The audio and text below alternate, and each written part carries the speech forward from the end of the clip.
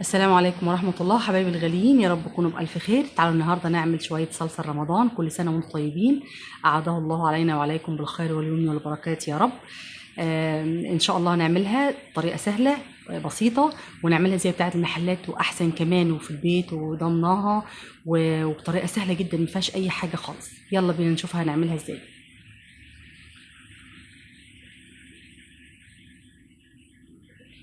انت حضرتك هتجيبي كميه الطماطم اللي انت عايز تخزنيها.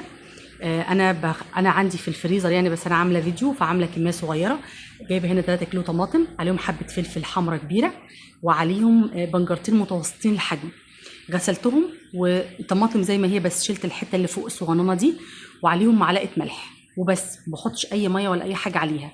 بحطها على نار عاليه اول 10 دقائق، نار عاليه جدا علشان ما تنزلش ميه كتير معاكي. تمام. وبعد كده بروح جايه مقلبها بس بالراحه كده، بقلبها في بعضها، اللي فوق تحت واللي تحت فوق، عشان الكل يوصل له نار. وبعد كده بروح جايه موطيه عليها النار سنه، مش خالص، ما بخليهاش على درجه واطيه، بخليها يعني ايه واطيه شويه في النص كده، وبسيبها لحد ما بتستوي خالص بالطريقه اللي حضرتك شايفاها كده. بعد كده بضربها بالهاند بلندر او بالخلاط المتاح عندك لحد ما تبقى ناعمه. انا بحب اخزنها ما بصفيهاش، فخزنت برطمانين عادي. وهعمل لكم التجربه السهله دي اللي بتخلي الصلصه تقيله جدا زي البرطمانات اللي بنشتريها. هصفيها وفي صينيه احطها فيها.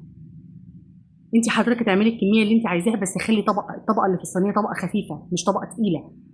يعني خلي لو هتحطيها في الصواني كده زي ما انا هعملها، خليها طبقه خفيفه جدا، ما تخليهاش تكون سميكه قوي. انا عملت تجربه بس في الصينيه دي، او هفردها بالسباتولا طبقه خفيفه جدا عشان ما تاخدش وقت معاكي. وهحطها في الشمس، في البلكونه في الشمس.